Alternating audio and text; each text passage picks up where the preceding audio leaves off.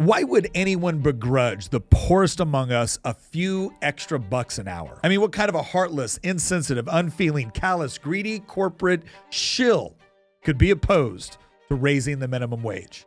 I mean, after all, wouldn't it raise thousands of people out of poverty, give working families a fighting chance to put food on the table, and benefit the poorest among us? Well, what if the answer to all of that was no?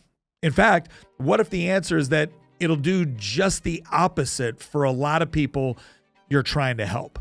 Now, maybe you buy that argument and maybe you don't, but let's at least hear it out. Now, I once had a group of students visit my legislative office in Richmond. They were there primarily to talk about educational issues as well as some other topics of interest to them. So I started out by asking, who here thinks we should have a minimum wage? And they all raised their hands. So I asked, okay, why do you think we should have a minimum wage? And their general response was something like, to help people who don't make a lot of money. Okay, I understand that motivation.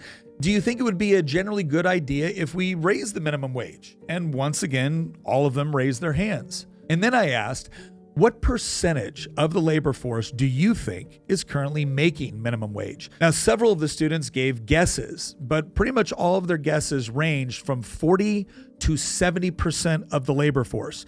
They honestly thought that close to half or a majority of people were making minimum wage. They were somewhat shocked when I told them that it was actually less than 3% on average.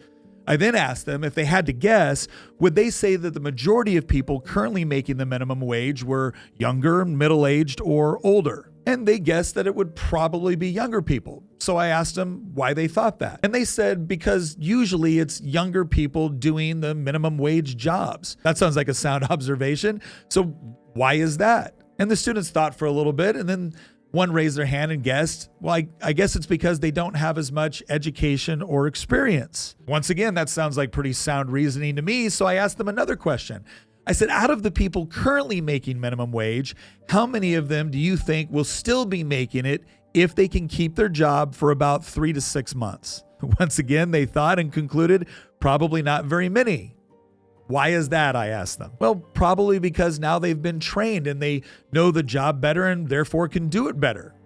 Once again, impeccable reasoning. And then I asked them what seems like an obvious question. I said, without telling me what you hope will happen if we raise the minimum wage, can you just describe what you think the legal language will actually do? Now, this was a little tougher. They gave it a couple guesses, but they struggled with not being able to add what they hoped would happen.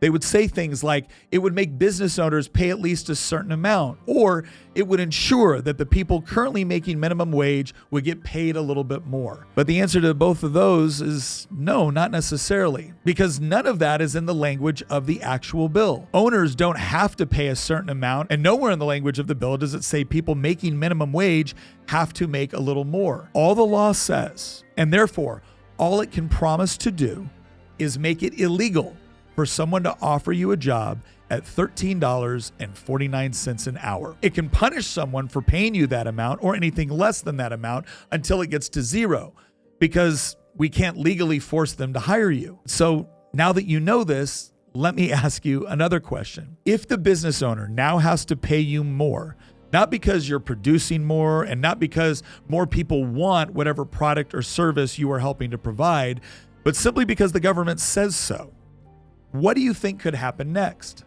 This is when I started to get some blank stares, and I said, let me put it this way. If the product or service gets more expensive to make, what do you think happens to the price of it? And immediately, it goes up.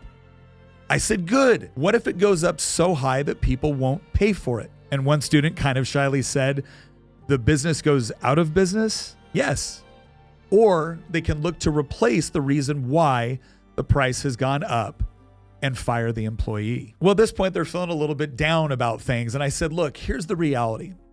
Jobs do not exist to provide you with money. They ultimately exist because something valuable needs to get done in order to sell something to a customer. If the cost of hiring you is higher than the benefit you bring to the work, you either have to be replaced, prices have to go up, or the job just goes away. So here's the question.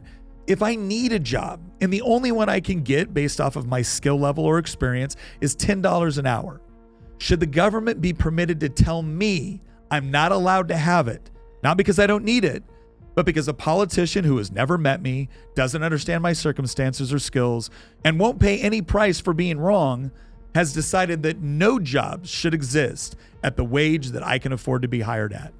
And all of the students said no, to which I responded, I completely agree. The problem with the minimum wage is not the intention behind it. It's its failure to understand that prices are real things. And when you arbitrarily make something more expensive, you're probably going to get less of it.